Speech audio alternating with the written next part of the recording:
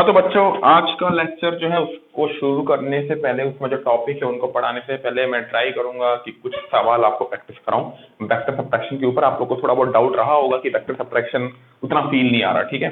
खैर vector subtraction का मैं एक दो सवाल कराऊंगा जिससे आपको फील आएगी कि हाँ वेक्टर सब्ट्रैक्शन क्या है। हालांकि टॉपिक मैंने ऐसे ही दिया है, significance of vector subtraction. Vector subtraction आगे बहुत जगह आने वाला है, बहुत जगह इस चैप्टर में आएगा आगे बहुत बार।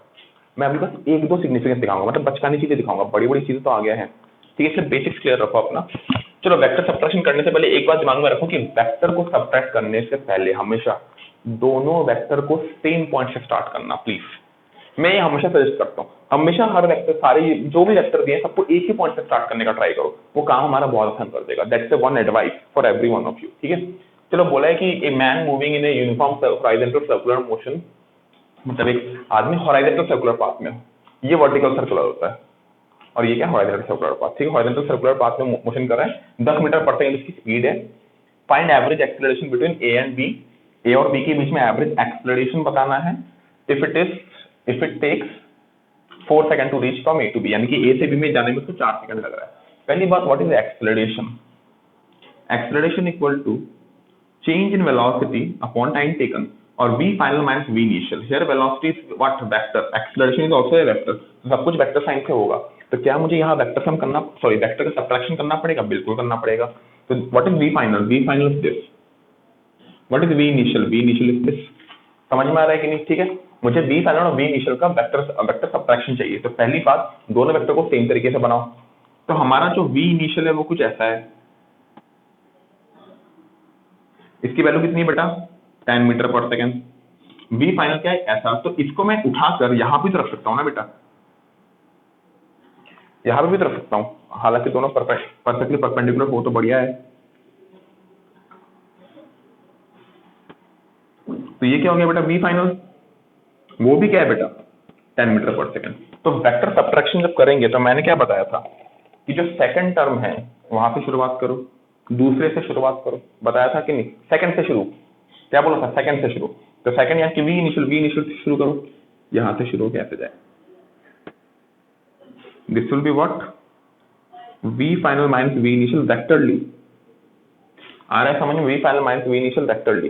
क्या मैं बोल सकता हूं कि ये अगर 10 है, ये भी 10 है और ये परपेंडिकुलर है, तो तुमको बेटा अगर वेक्टर सब्ट्रैक्शन का फॉर्मूला लगाना तो भी लगाओ, या तो डायरेक्टली कर दो, हाइपोटेनस हो रहा है ये। तो हाइपोटेनस का वैल्यू क्या होगा बेटा बता? ये 10 है, ये 10 है, ये 10 रूट 2 होगा कि नहीं?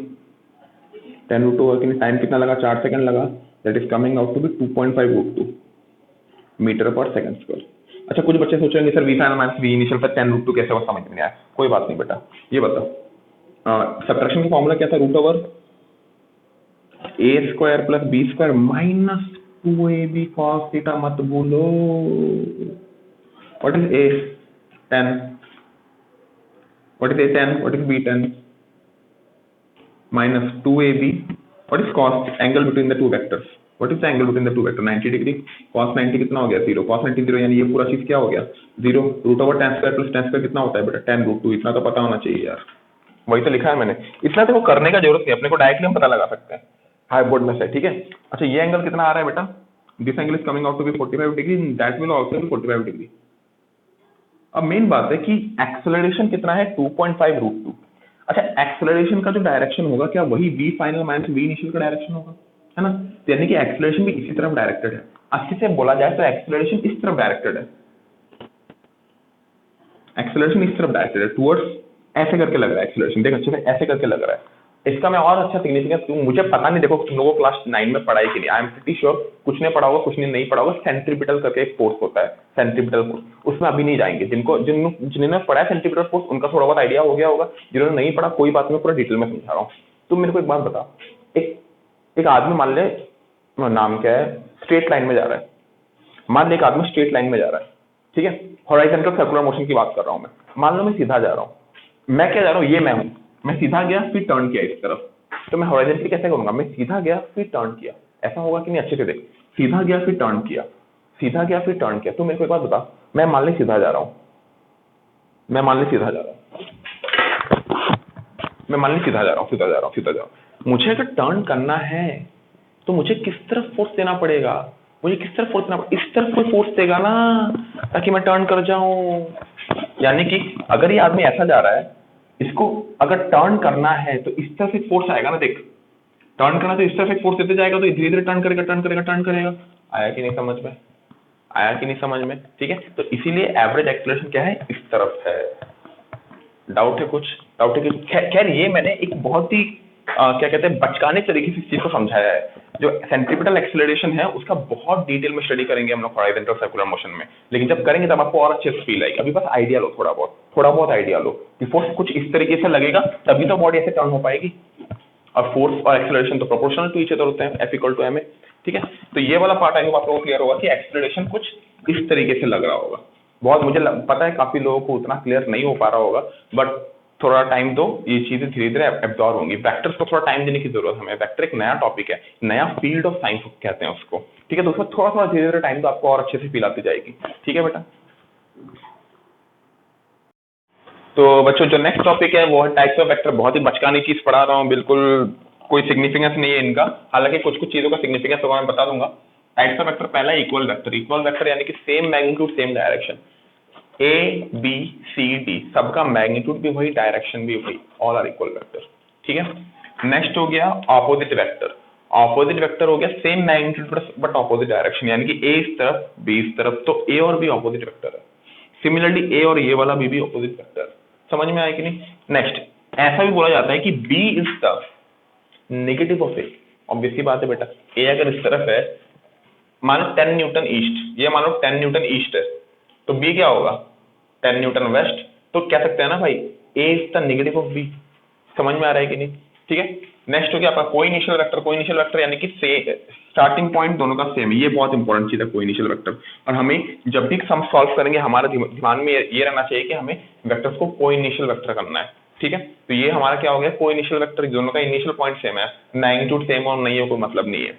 नेक्स्ट है कोप्लेनर वेक्टर। कोप्लेनर वेक्टर मतलब जो वेक्टर सेम प्लेन में है। सेम प्लेन मतलब क्या, मैं इस बोर्ड में कोई भी वेक्टर ड्रॉ करूं, कोई भी वेक्टर ड्रॉ करूं, क्या ये इस बोर्ड वाले प्लेन में है। हाँ, मैं प्लेन का थोड़ा और अच्छा एग्जांपल देता हूं। ये मान लो आपको मैंने बनाया, this is x, this is y and this is z, बताया था ना जेड, ठीक है। तो ये बता इस बोर्ड में मैं जो कुछ भी ड्रॉ करूंगा क्या वो एक्स वाई प्लेन में बन रहा है। हाँ, वो किस प्लेन में बन रहा है, एक्स वाई प्लेन में बन रहा है। तो all this vector that I have drawn here all are in x y plane, so they all are coplanar vector. समझ में आया कि नहीं। लेकिन अगर मैं बोलूं ये ए है और ये सी है, सी किस तरफ है, बाहर की तरफ है, ठीक है। तो क्या, अच्छा क्या ए बी और सी तीनों एक साथ कोप्लेनर है, नहीं। क्या ए बी और सी तीनों एक साथ कोप्लेनर नहीं, क्योंकि तीनों एक प्लेन में नहीं है, तीनों एक प्लेन में नहीं है। लेकिन अगर मैं आपको ऐसा बोलूं, सपोज मान लो ये ए है, ये बढ़िया क्वेश्चन बनता है, ये ए है और ये सी है, ये वाला वेक्टर सी है, क्या ये सेम प्लेन में है, ए और सी क्या सेम प्लेन में है, आर दे कोप्लेनर वेक्टर। इसका जवाब सोचो, वीडियो को पॉज करो और मैं जवाब तैयार कर रहा हूं आपके लिए। आंसर है हाँ ये सेम प्लेन में है, हाँ ये सेम प्लेन में है। कैसे भाई, मतलब ये दीज आर कोप्लेनर वेक्टर। थोड़ा वीडियो को फोकस कर लेते हैं, देखो कैसे कोप्लेनर वेक्टर है। ए इस तरफ है, सी इस तरफ है। अगर मैं एक प्लेन को ऐसा इमेजिन करूं, ए इस तरफ सी इस तरफ, क्या ये दोनों इस प्लेन में लाई कर रहे हैं, और आई कैन से एक्स और इस तरफ क्या है जेड, तो both are lying in x z plane, x plane में लाई कर रहे हैं। सोच के देख, एक्स जेड प्लेन में लाई कर रहे हैं ए और सी। समझ में आया कि both are coplanar vector. Similarly अगर मैं बोलूं कि ये आपका ए, मान थोड़ा और इंक्लाइन बना दूं मैं, ये आपका ए है और यहाँ पे एक और सी है, इसको मिटा दो अभी के लिए, ये एक और सी है, ये एक और सी वेक्टर है। क्या ये दोनों कोप्लेनर वेक्टर है, थोड़ा सोचो आप लोग। जवाब है हाँ, ऐसे प्लेन में लाई कर रहा है कि नहीं। तो प्लेन कैसा भी मतलब अजीब सा हो, but they are coplanar vector.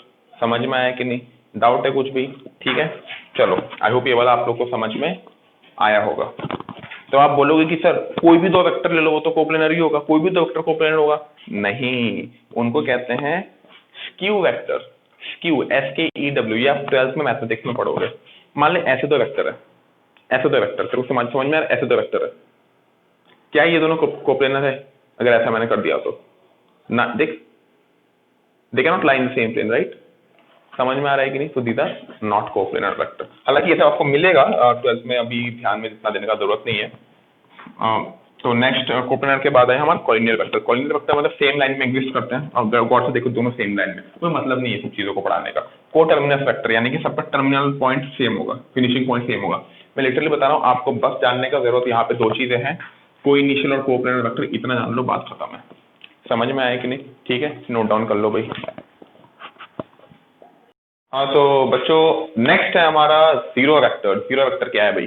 Zero vector मतलब जो वेक्टर जीरो है, मैग्नीट्यूड जीरो, कुछ डायरेक्शन नहीं, मतलब इनफैक्ट वो कुछ है ही नहीं, कुछ है ही नहीं, उसका नाम जीरो वेक्टर है। ठीक है, तो जीरो वेक्टर कैसे प्रोड्यूस कर सकते हैं? पहली बात, किसी नंबर को अगर जीरो का अगर मल्टीप्लाई करें उस वेक्टर से तो जीरो हो जाएगा। क्या बचकानी चीज है, मेरे को भी लगता है मैं क्यों पढ़ा रहा हूँ ये चीज, लेकिन इसका आगे जाकर सिग्निफिकेंस आता है। ठीक है, अभी बस ऐसे ही देख लो, zero into something is zero. ठीक है, नेक्स्ट है a minus a is equal to zero. ये बहुत इंपॉर्टेंट चीज है। जीरो वेक्टर का मतलब, जीरो वेक्टर का मतलब ये नहीं कि कुछ भी नहीं है। जीरो वेक्टर का मतलब वहां पे पहले वेक्टर था, अब नहीं है। समझाता हूं तुमको। मान लो एक बॉडी है, ये यहां से 10 न्यूटन लग रहा है, यहां से भी 10 न्यूटन लग रहा है, नेट रिजल्टेंट क्या है? जीरो। ऐसा तो नहीं है कि बॉडी में फोर्स नहीं लग रहा, बॉडी में फोर्स लग रहा है लेकिन नेट फोर्स जीरो है। बॉडी में वेक्टर लग रहा है लेकिन नेट वेक्टर जीरो है, उसी को कहते हैं zero vector. A plus minus है, if this is a this will B minus है ऑब्वियसली। अभी बताया था ऑपोजिट वेक्टर। समझ में आया कि नहीं? आई होप क्लियर होगा। जीरो वेक्टर मतलब क्या कि वहां पे पहले वेक्टर था लेकिन अभी नेट रिजल्टेंट क्या हो चुका है वेक्टर का? जीरो। ठीक है बेटा, आई होप समझ में आ गया होगा। नेक्स्ट जो चीज है हमारी वो है बेटा पोजीशन वेक्टर। काफी आसान चीज है। पोजीशन वेक्टर क्या होता है? देखो, पोजीशन वेक्टर मतलब मान ले ये ओरिजिन है, एक्स वाई कोऑर्डिनेट सिस्टम है हमारे पास, ओरिजिन है यहाँ पे, it's very important to have an origin. अब ये मान ले एक पॉइंट है, एक मक्खी है ऐसी बैठी है यहाँ पे, हमें बोला इस मक्खी का पोजीशन वेक्टर बताने के लिए। पोजीशन वेक्टर का सिग्निफिकेंस मैं एक बात आज तुम लोग को बता देता हूँ कि आज तुम लोग देख रहे हो मैं बहुत सारे नाम पढ़ा रहा हूँ, ये वेक्टर वो वेक्टर, नाम बहुत सारे पढ़ा रहा हूँ। तो अभी हम लोग नामकरण कर रहे हैं, काम तो बाद में आएगा ना। इस चैप्टर को मैथमेटिकल टूल जैसा ही समझ कि बहुत सारा हम लोग चीजें पढ़ेंगे, वेक्टर ऐड कैसे करना है, वेक्टर सब्ट्रैक्ट कैसे करना है, मल्टीप्लाई कैसे करना है, लेकिन वो सब चीज का सिग्निफिकेंस कब आएगा? थ्रू आउट क्लास 11 एंड 12 में। जिससे मैंने मैथमेटिकल टूल में डिफरेंशिएशन इंटीग्रेशन कराया था, उसका यूज देखा ना। डिफरेंशिएट उसमें मोशन स्ट्रेट लाइन में आया, वो वर्क पर एनर्जी में आएगा, सर्कुलर मोशन में आएगा, हर जगह, हर चैप्टर में ऐसा कोई चैप्टर बचेगा नहीं जिसमें तुम्हारा इंटीग्रेशन डिफरेंशिएशन ना आए। उसी तरह ऐसा कोई चैप्टर तो बच ही नहीं सकता जिसमें वेक्टर ना आए। तो इसलिए बस जान के रखो कि क्या क्या नाम होते हैं इनके, बस हल्का फुल्का डिटेल जान के रखो। तो पोजीशन वेक्टर क्या होता है? ये पार्टिकल का पोजीशन अगर ये है तो ओरिजिन से एक लकीर खींच जो उस पार्टिकल तक जाए और उस पार्टिकल में जाके एरो, ऐसा एक एरो दे दे, तो ये वेक्टर क्या हो जाएगा? उसका पोजीशन वेक्टर। समझ में आया कि नहीं? If you want to draw the position vector of A sorry P is a point, ये पॉइंट का नाम P है, तो पोजीशन वेक्टर ड्रॉ करना है तो position vector will be vector OP where O is the origin. समझ में आया कि नहीं? Next displacement vector. अब वो जो मक्खी थी ना बेटा, जो मक्खी थी वो मान ली यहाँ पे थी, पॉइंट A में थी, A से मान ले पॉइंट B में चली गई, तो सॉरी A में थी, पॉइंट से वेक्टर होता नहीं है, पॉइंट A में थी उससे B में चली गई, तो डिस्प्लेसमेंट वेक्टर क्या होगा? ये होगा कि नहीं डिस्प्लेसमेंट वेक्टर? समझ में आया कि नहीं? अच्छा, डिस्प्लेसमेंट वेक्टर को कैसे डिनोट करेंगे? Displacement vector will B AB vector. A से भी जा रहे हैं ना, तो AB वेक्टर से रिप्रेजेंट करेंगे। ठीक है, अच्छा अच्छे से देख, A का जो पोजीशन वेक्टर है क्या वो ये होगा? दिस विल बी, एरो को ध्यान अच्छे से देना, this will B OA and this will be what? Position vector OB। समझ में आया कि नहीं? तो क्या मैं इसको यहां पे ऐसे लिख सकता हूं? अच्छे से देख, position vector AB, sorry displacement vector AB is equal to OB minus OA। अच्छे से देख, OB माइनस OA, तो सेकंड टर्म से शुरू होगा, A से शुरू हुआ, देख। समझ में आया कि नहीं? AB यानी कि displacement vector is given as the difference of position vector. Displacement vector equal to final position vector minus initial position vector, final position vector minus initial position vector. अच्छा ये बता, वेक्टर छोड़ यार, what is displacement? What is displacement? Is equal to final position minus initial position. हम सबको पता है final position minus initial position is equal to displacement. उसी तरह displacement vector is equal to final position vector minus initial position vector. समझ में आई? ये vector के टर्म में मैंने बताया है। इस चीज का सिग्निफिकेंस आपको पूरी पूरी तरीके से कहाँ मिलेगा बेटा, मेरे साथ रिपीट करो, आगे। समझ में आया? चलो ये तो खत्म हुआ। सबसे इंपॉर्टेंट चीज भाई, सबसे इंपॉर्टेंट चीज वो है यूनिट वेक्टर। वो है यूनिट वेक्टर, बहुत ज्यादा इंपॉर्टेंट चीज है। अब मतलब क्या बताऊं, सबसे इंपॉर्टेंट चीज समझ लो, ठीक है? देखिए यूनिट वेक्टर, यूनिट का मतलब क्या होता है? यूनिट सुना है कि ना? Unitary method. यूनिटरी मेथड क्यों बोलते हैं उसको? यूनिटरी मेथड किस वर्ड से है? यूनिट से। यूनिट का मतलब होता है वन। यूनिट का जो मीनिंग होता है वो होता है वन। याद नहीं? यूनिट वेक्टर यानी कि 10 आम का दाम अगर 200 रुपए है तो एक आम का दाम क्या होगा?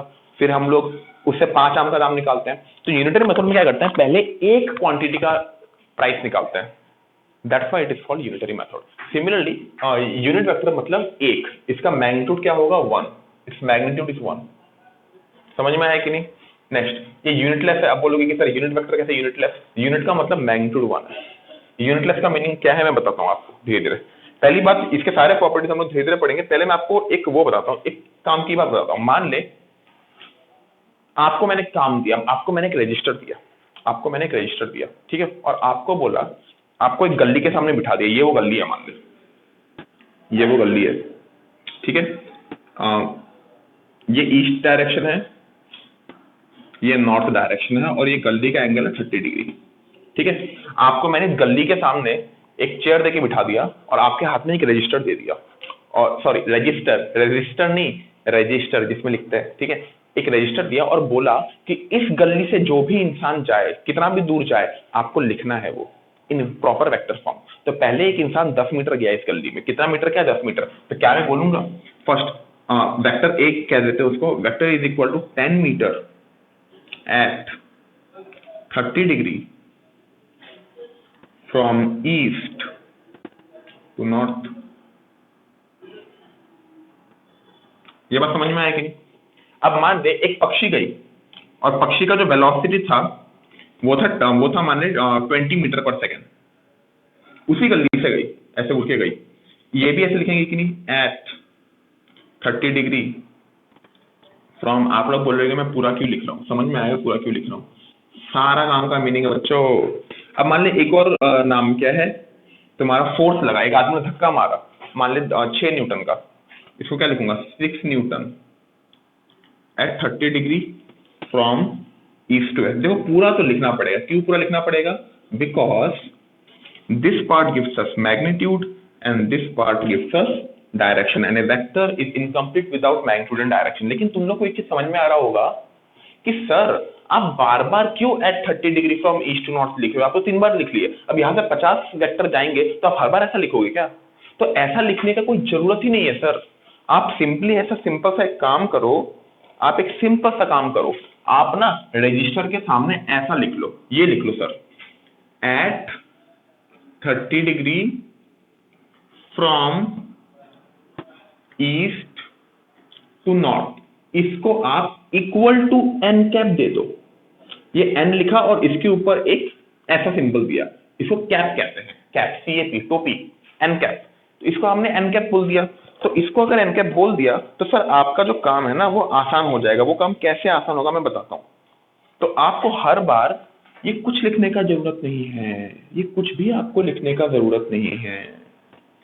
इसको सिंपली आपने क्या बोल दिया?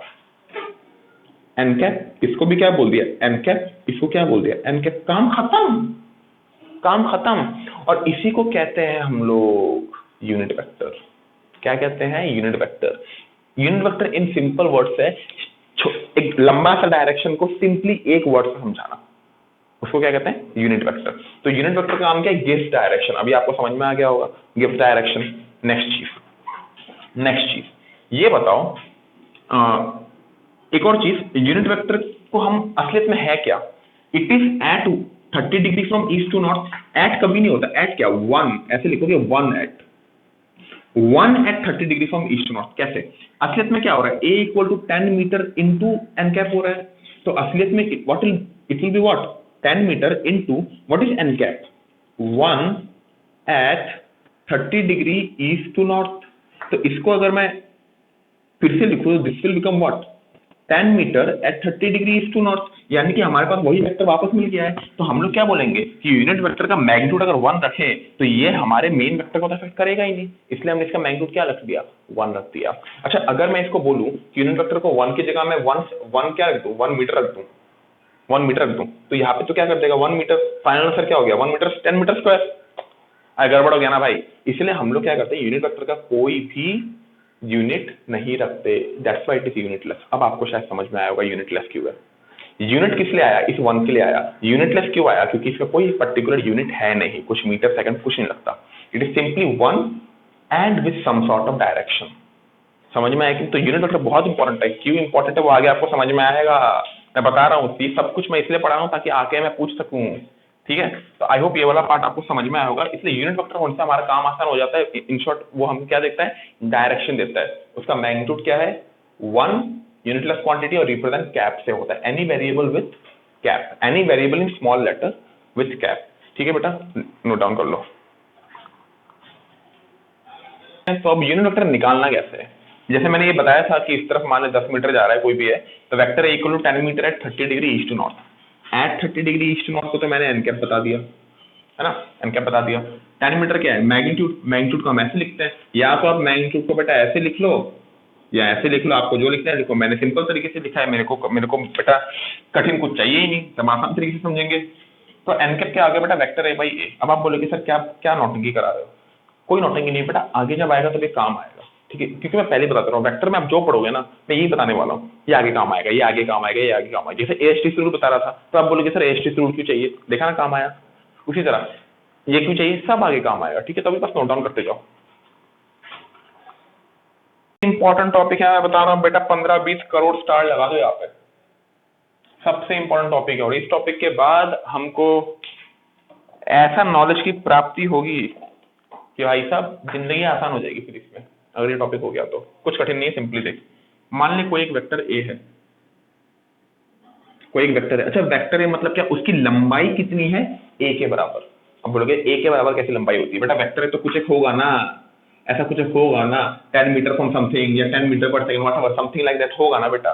तो what is magnitude of a, 10 metre, यानी कि उसकी लंबाई उतनी होगी, ठीक है। मैं पहले ही बता चुका हूँ। एक बात बता, अगर मैं एक ऐसा काम करूं, ये वेक्टर ए है इस तरफ, ठीक है, मैंने क्या किया, ऐसा कर दिया इसको, अच्छे से देखना। Suppose this angle is theta, suppose this angle is theta, ठीक है। मान ली यहां से यहां तक की लंबाई आपका, क्या बोलूं इसको, पी है, सॉरी यहां से यहां तक की लंबाई क्या है पी, यहां से यहां तक की लंबाई क्या है पी, और यहां से यहां तक की लंबाई क्या है क्यू, ठीक है। अब मैं यहां पे आपके लिए एक और चीज बना रहा हूं, अच्छे से देखना।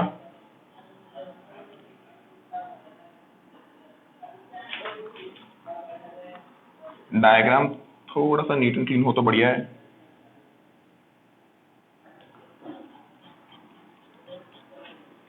और ये कितना है बेटा क्यू। अच्छा एक बात बता, ए यहां पे एक बार कॉस थीटा लगा, व्हाट इज कॉस थीटा, इसकी लंबाई कितनी पी, इसकी लंबाई कितनी ए, हालांकि ये वेक्टर है लेकिन लंबाई कितनी है ए, कॉस थीटा क्या होगा पी बाई ए, और I can say p equal to a cos theta. आया कि नहीं समझ में, तो यहां पे सिंपली लिख दो ए कॉस थीटा, लिख सकते हैं। व्हाट इज क्यू,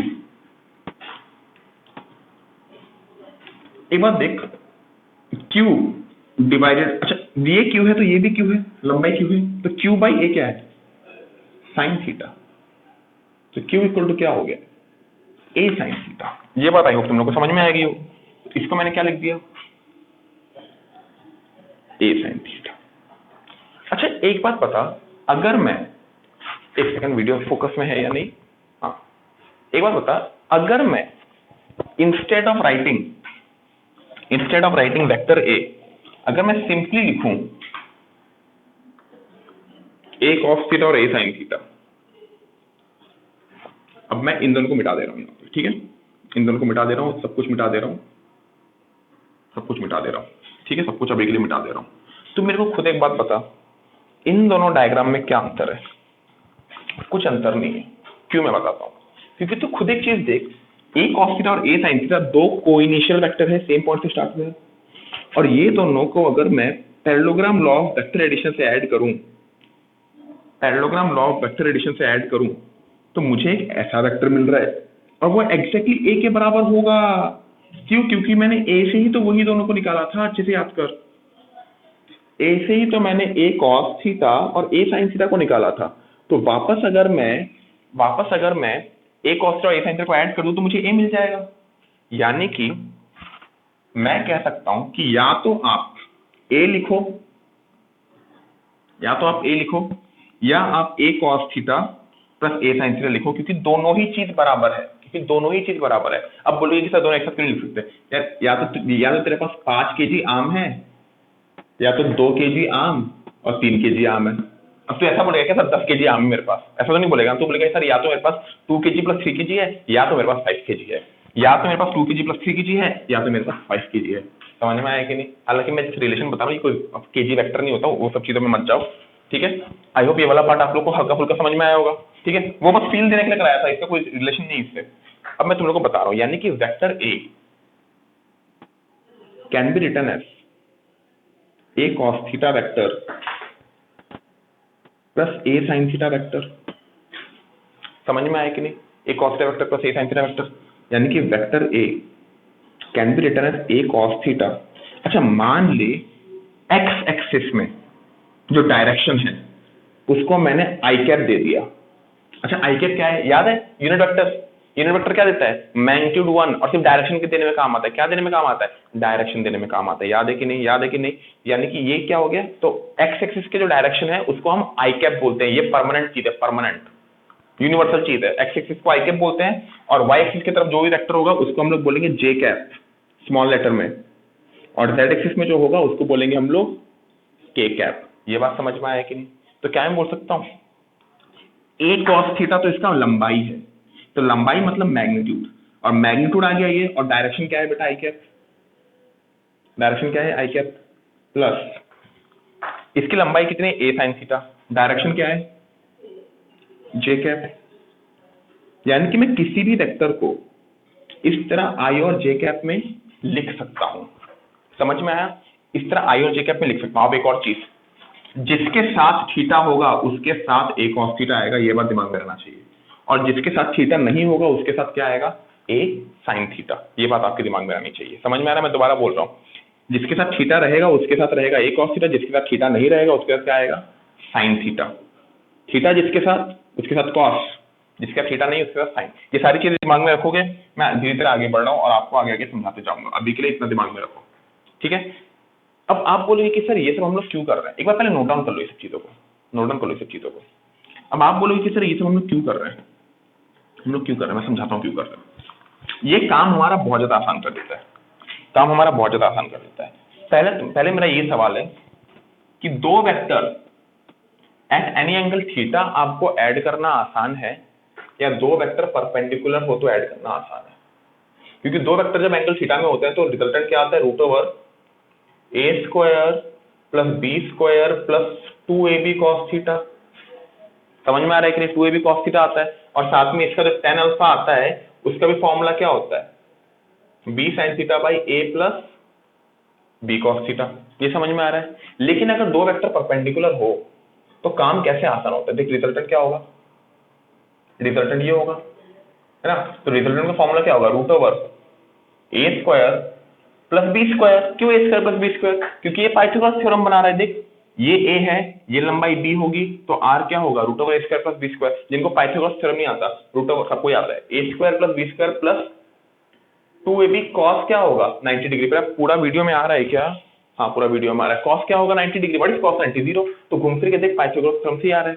यानी कि अच्छा, यहाँ पे जो tan अल्फा होगा, अल्फा क्या आता है? ए के साथ। तू एक बात बता, tan अल्फा निकालने के लिए इस फॉर्मूले की जरूरत है क्या भाई? कोई फॉर्मूले की जरूरत नहीं, क्योंकि tan अल्फा क्या होता है? Perpendicular by base. परपेंडिकुलर क्या है? b, बेस क्या है? a।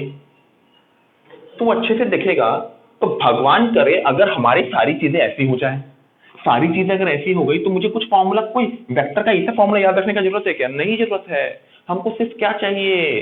पाइथागोरस थ्योरम और tan theta equal to b by a। कुछ कठिन ही नहीं है। कुछ कठिन ही नहीं है। लेकिन अगर ये फॉर्मूला याद करना पड़े तो थोड़ा कठिन हो जाता है। अब आप बोलोगे कि मैं इसे बकवास क्यों कर रहा हूँ, अभी समझ में आएगा मैं इसे बकवास क्यों कर रहा हूँ। वापस आते हैं वेक्टर एडिशन में, ये सब लिख लिया आपने, आई होप लिख लिया होगा। वापस आते हैं वेक्टर एडिशन में। मान ले तेरे को बोला कि इन दोनों वेक्टर को ऐड कर, vector a equal to 10 metre at 30 degree, 10 metre at 30 degree from east to north, और वेक्टर बी आपको बोला कितना बोले बेटा 6 मीटर एट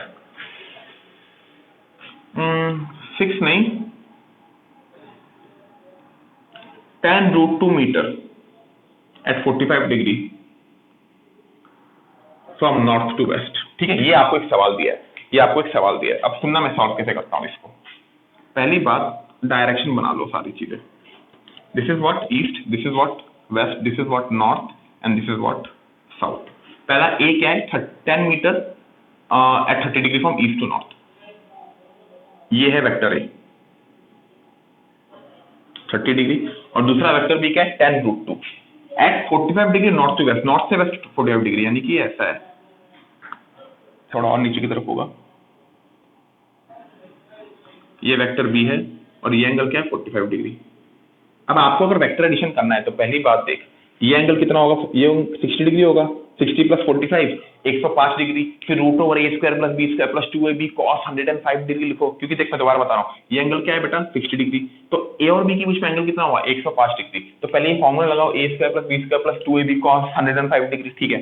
tan अल्फा में भी sin 105 cos 105, वो भी ठीक, चलो कठिन हो गया। और वो एंगल किसके साथ आएगा, जो भी रिजल्टेंट आएगा वो एंगल किसके साथ देगा, ए के साथ देगा, फिर मापना कठिन, फिर मापना कठिन। तो हमने क्या किया, हमने सिंपली बोला कि भैया देखो इतना कुछ कठिन करने का जरूरत नहीं है, आसानी से करेंगे। आसान तरीका देख, आसान तरीका क्या है, आसान तरीका क्या है देख, समझाता हूँ तेरे को। स्टार्टिंग में ये आसान तरीका थोड़ा कठिन लग सकता है, लेकिन आपको धीरे धीरे समझ में आ जाएगा कि ये आसान तरीका उतना कुछ कठिन है नहीं। मैं एक बार जस्ट क्रॉस चेक करूंगा कि वीडियो फोकस में है या नहीं। ओके, मैं जस्ट एक बार क्रॉस चेक करूंगा कि वीडियो फोकस में है या नहीं। वीडियो फोकस में दिख रही है मुझे, चलो अच्छा मार्कर लेते हैं, इसको थोड़ा सा ऊपर बनाना पड़ेगा ताकि वीडियो प्रॉपर फोकस में आ जाए।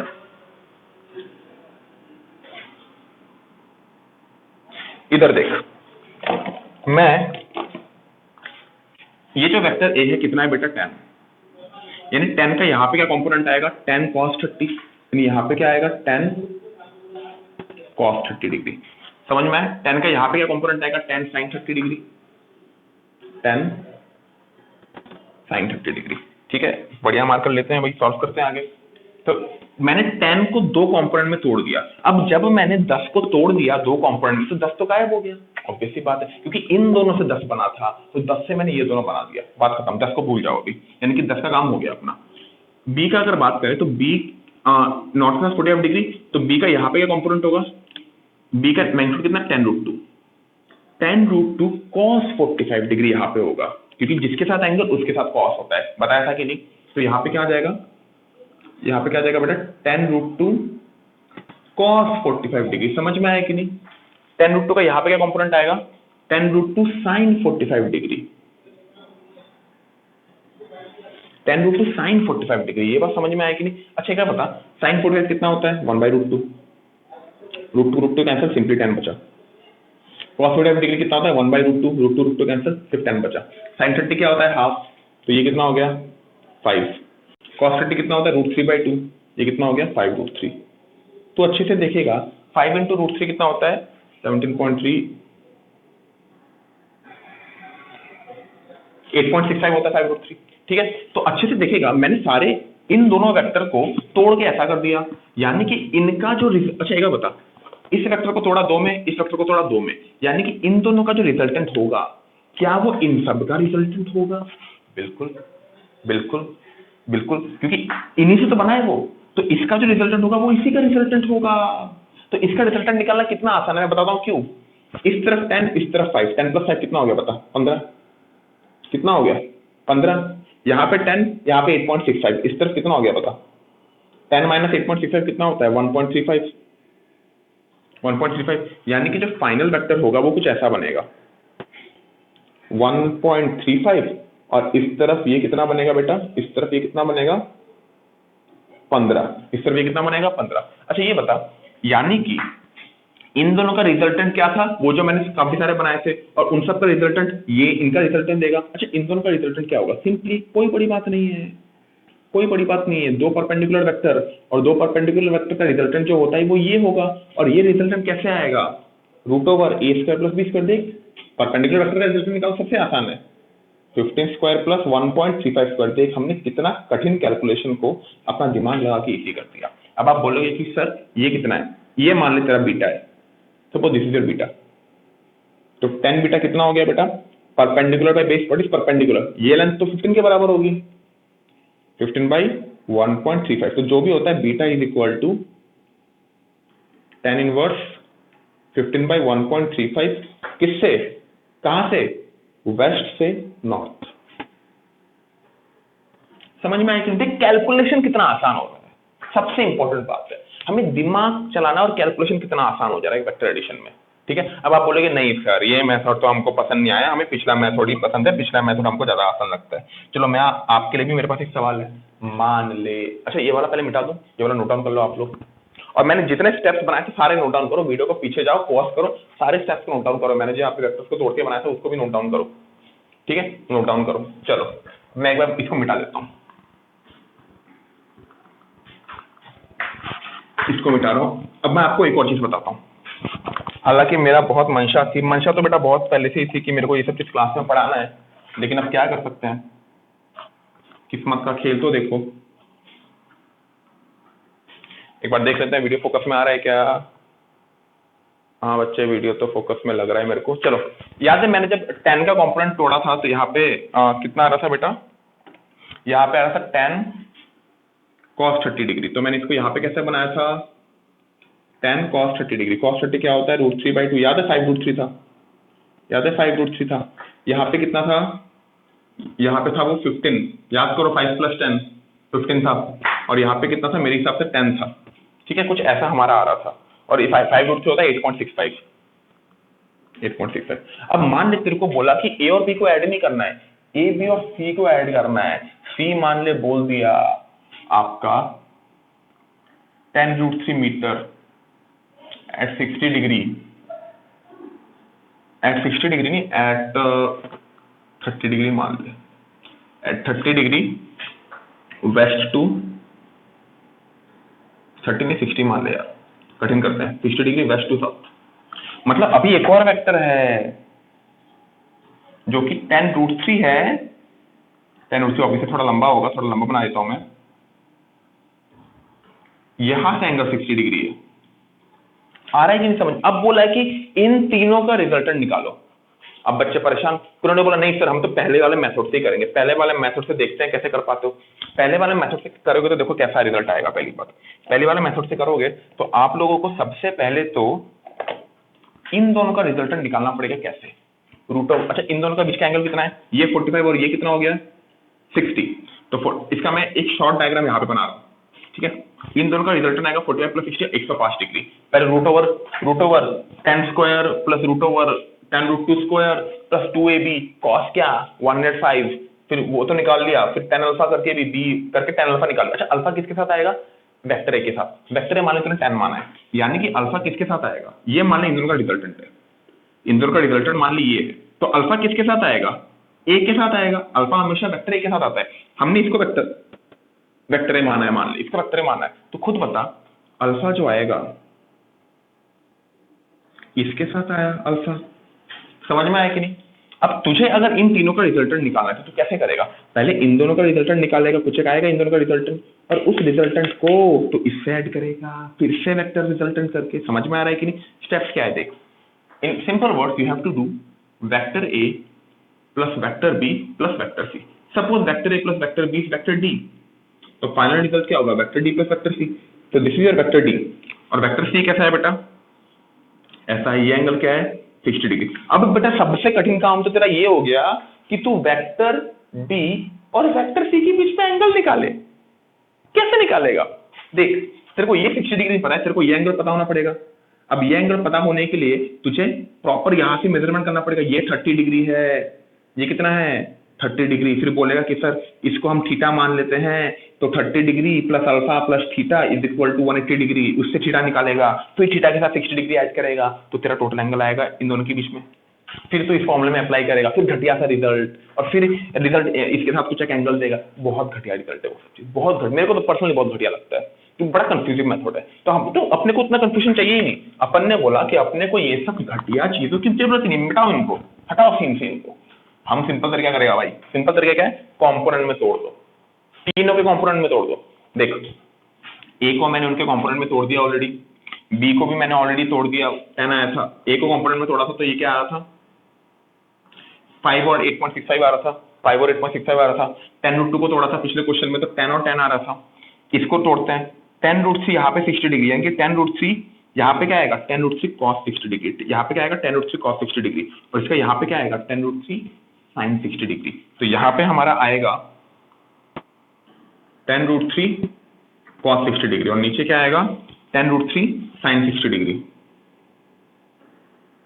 तो मेरे को एक बात बता, what is cos 60? Half, this is coming out to be 5√3। इसको भी 8.65 को 5√3 लिख, 10√3 sin 60, व्हाट इज sin 60? √3/2। अच्छे से देख, 15 आ रहा है, ये क्या आ रहा है 15, इट्स कमिंग आउट टू 15। अब तू एक चीज देख अच्छे से, कितना आ रहा था 10√3 इंटू रूट में, तू भूल गया यार, 15 आ रहा था, ठीक है। देख करके दिखा देता हूँ तेरे को, करके दिखा देता हूँ।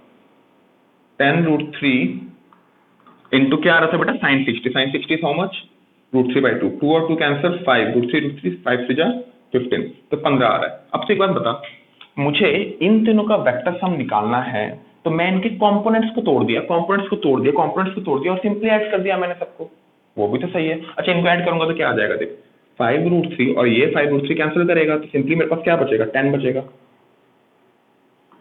5 + 10 15, 15 और 15 कैंसिल। अरे फाइनल रिजल्ट तो 10 थी, कितना सिंपली आ गया यार, कितना इजीली आ गया 10। तो आंसर क्या होगा, 10 मीटर फर्स्ट। पिक्चर खत्म। कितना आसान है, कितना आसान है, बताओ कितना आसान है। कुछ करने का जरूरत है क्या, कुछ करने का जरूरत नहीं है। कंपोनेंट्स में तोड़, खेल दिखा, कंपोनेंट्स में तोड़ और खेल दिखा। ये बात समझ में आया कि नहीं। और कंपोनेंट बहुत ज्यादा इंपॉर्टेंट है, मैं बता रहा हूँ कंपोनेंट कितना इंपॉर्टेंट तुम लोग का आइडिया भी नहीं है। कंपोनेंट बहुत इंपॉर्टेंट है, और कंपोनेंट के ऊपर ही हमारे सारे चैप्टर्स में काम होगा, क्योंकि हम चीजों को जब तोड़ देते हैं ना, तो हम हर चीज को इंडिविजुअली स्टडी करके देख सकते हैं। समझ में आया कि नहीं, हर चीज को हम इंडिविजुअली स्टडी करके देख सकते हैं। कोई भी डाउट, ठीक है, ठीक है, लिख लो बेटा इसको।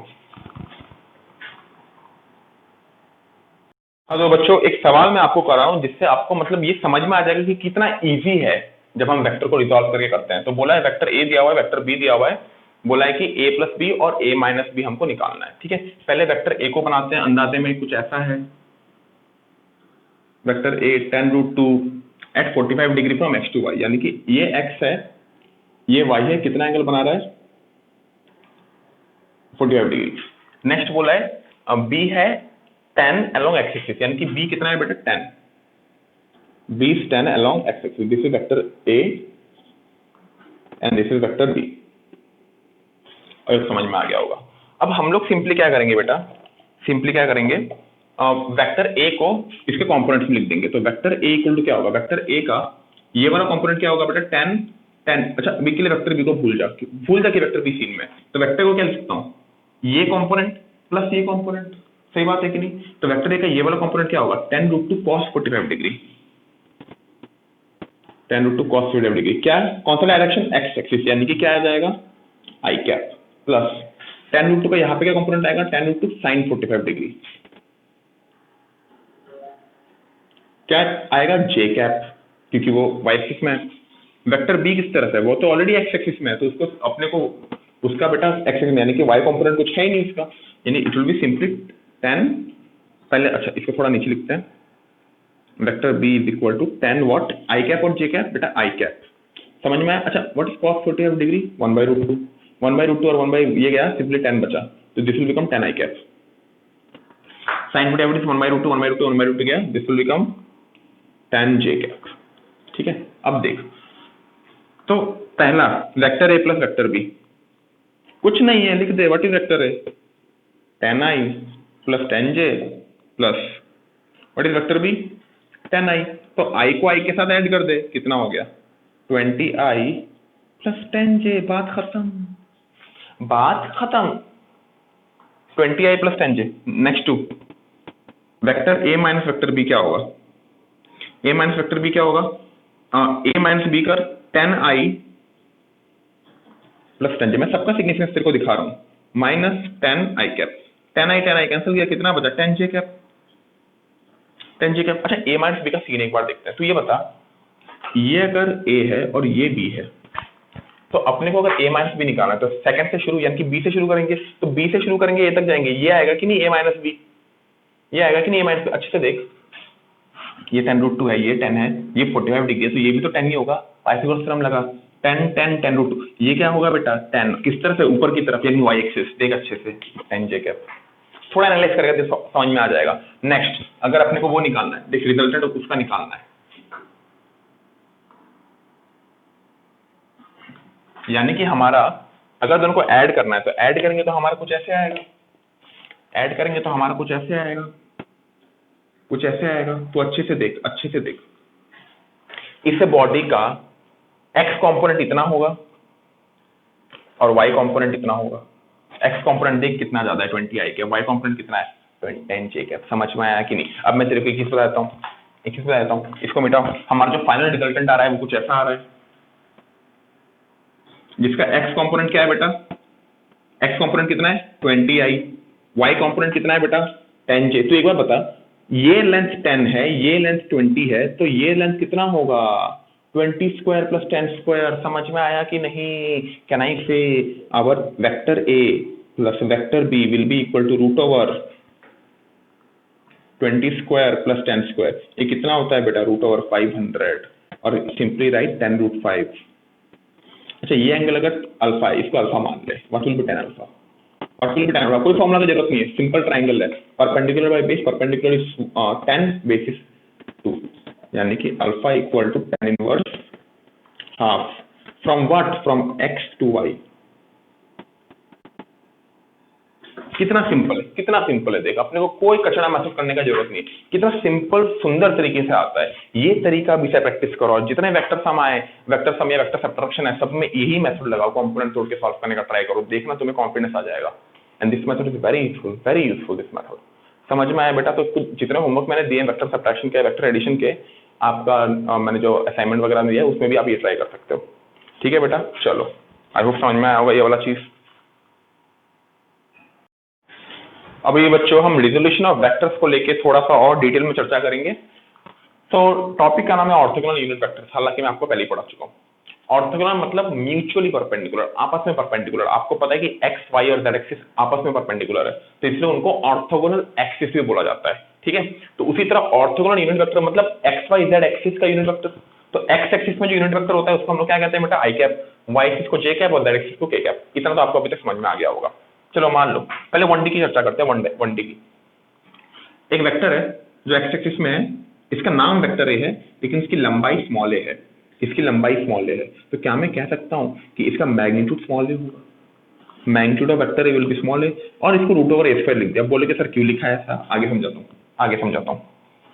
2D में आता है। 2D मतलब एक वेक्टर प्लेन में है, एक पर्टिकुलर प्लेन में है, जिसका एक्स कंपोनेंट भी है, वाई कंपोनेंट भी है।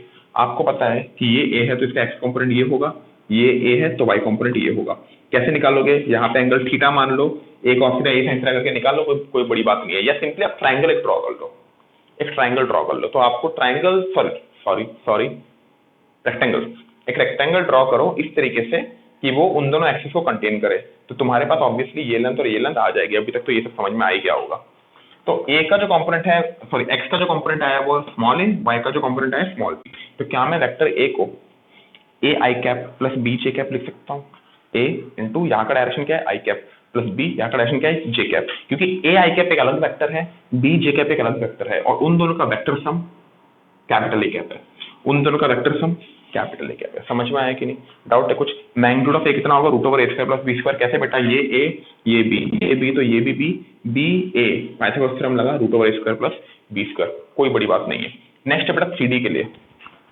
3D में देखो, 3D में इमेजिन कर तुम जिस रूम में बैठे हो, तुम जिस रूम में बैठे हो, रूम में देख, रूम भी कुछ ऐसा ही होता है, ये जो क्यूबॉइड दिखा है रूम क्यूबॉइड जैसा होता है। तो तुम रूम के किसी भी कॉर्नर में जाओ, मानो मैं रूम के कॉर्नर में गया, वो ये कॉर्नर है आपका, रूम का कॉर्नर को कॉर्नर में आके खड़े हो जाओ।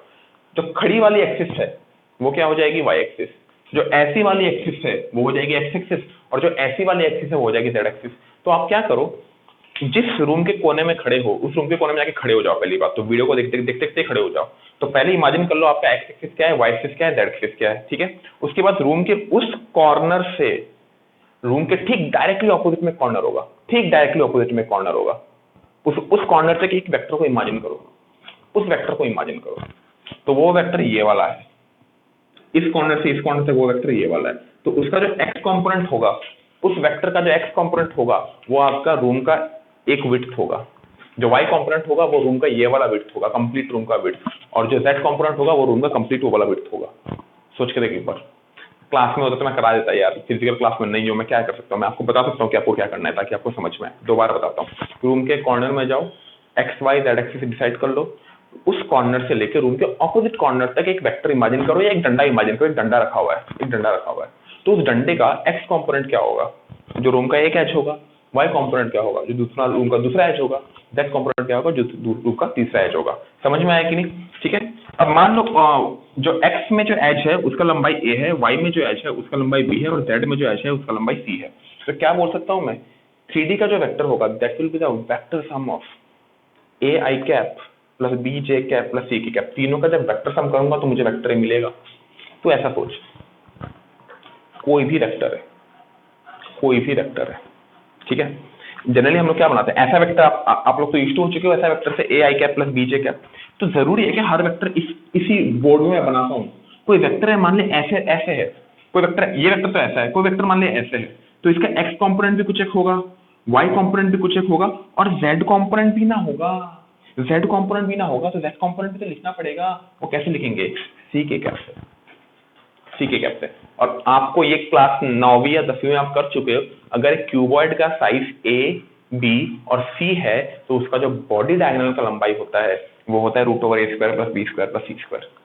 उसी तरह कोई भी वेक्टर अगर उसका x component a, y component b, z component c है तो उसका जो मैग्नीट्यूड होगा that will be √a² plus b² plus c²। समझ में आया कि नहीं। तो मैग्नीट्यूड निकालना है, क्या करना है, सिर्फ अपने को सिंपली √ करके सारे कंपोनेंट का वैल्यू का स्क्वायर कर देना है। इसीलिए मैंने यहाँ पे √a² लिखाया था ताकि आपको ऐसे याद रहे, √ हर एक वैल्यू का स्क्वायर। ये बात समझ में आया कि नहीं।